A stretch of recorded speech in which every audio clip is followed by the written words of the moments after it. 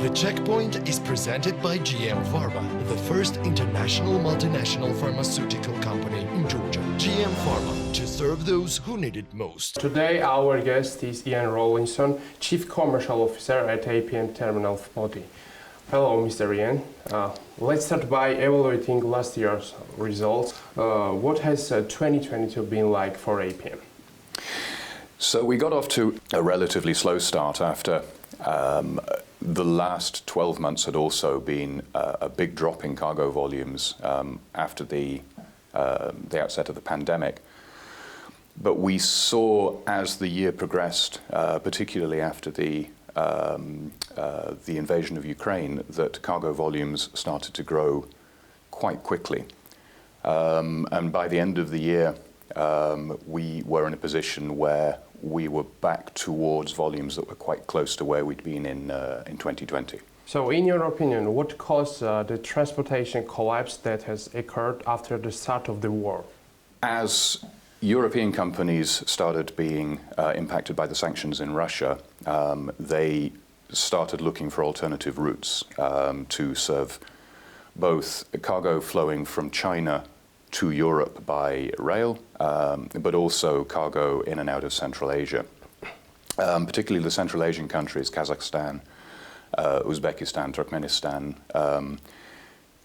Most of their cargo historically has flown through Russia, and their economies are growing quite fast. And so they needed to find alternative routes through the market. And so we saw that the cargo flows coming across the so-called middle corridor through Azerbaijan and Georgia and then beyond have started to grow. All right. And what are the challenges facing your company and the industry in general? The biggest challenge is to do with the collaboration between the various parties operating along the middle corridor. It's quite a complicated route because it crosses 3 countries and 2 seas. And there are a lot of different organizations, state organizations, railway companies, shipping companies, ports, all involved in the transfer of goods from, let's say, the Chinese border across to Europe. And every time cargo changes its mode, so from ship to train, or changes rail gauge from narrow gauge to wide gauge and back again, then it needs to be handled and a new party is involved. So the biggest challenge is making sure that every time cargo gets to a transition point or a modal shift, that the people who have to do it are ready for it and are doing it quickly and efficiently. So the communication and cooperation is crucial in this part, right? Absolutely, absolutely. Yeah. And let's talk about more broadly about the middle corridor. How important is it for Georgia, for the region, and for your company? It's a terrific opportunity for Georgia. And we're very excited at APM Terminals to do everything we can to try and bring everybody onto the same page.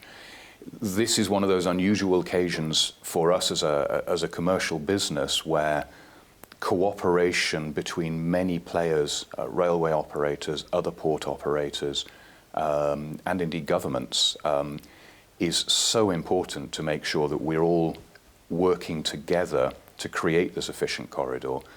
Because although, as I said before, it is a complicated operation, when it runs smoothly, it can be a very competitive product with a long-term future.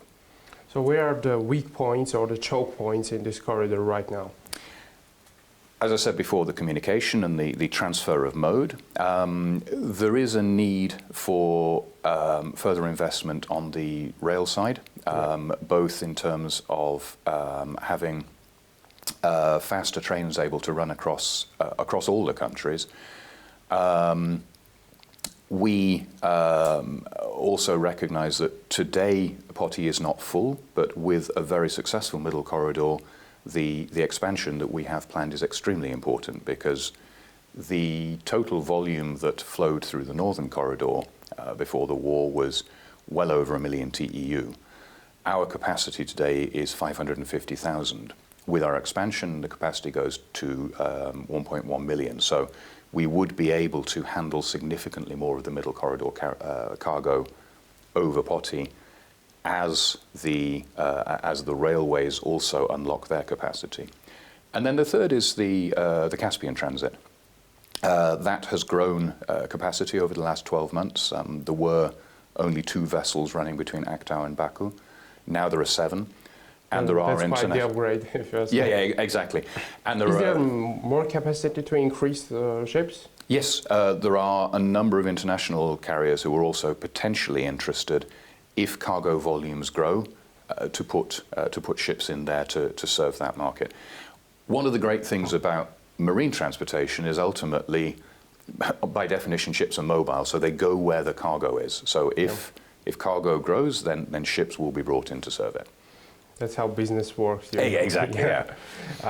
So let's think about it theoretically. In the future, can this middle corridor ever replace the northern corridor? I don't think it's likely it will fully replace the northern corridor. We, however, do see a strong demand to have alternative routes, even once the situation normalizes in Russia and cargo starts to return to the northern corridor. We know that countries in Central Asia want to not be dependent on a single route in the future, just because it's always sensible to have a plan B. So we believe that, as I said before, this is the opportunity for Georgia and our neighboring countries to develop a really good, reliable, consistent service, which will then be able to provide a good, regular secondary route. And as I say, the capacity potential is very significant. So let's talk about the government side. What our government needs to do to develop the middle corridor? Is there any opportunities they can invest in or make deals with other foreign governments to create this corridor and make it even faster and easier, and what's most important, cheaper for operators to transfer goods from one place to another? So if we look at Georgian customs, so revenue service here, generally speaking, revenue service in Poti, for instance, works very well. I've been very impressed with the fact it's a fast, efficient process for clearing goods into the country. But what about other countries? If that efficiency can be replicated across the rail structure, both with revenue service between here and Azerbaijan, but also the railway themselves, to improve that coordination and that efficiency, then we'll have a great product. But it does need that same level of recognizing that what we have today is not as good as it could be, but we have examples in Georgia where things do work well.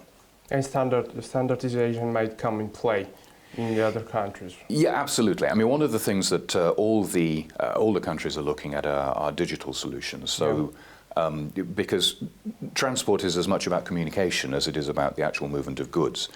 And so by a digital solution, so that it's a single message which is transferring across all the countries, that would massively improve the efficiency.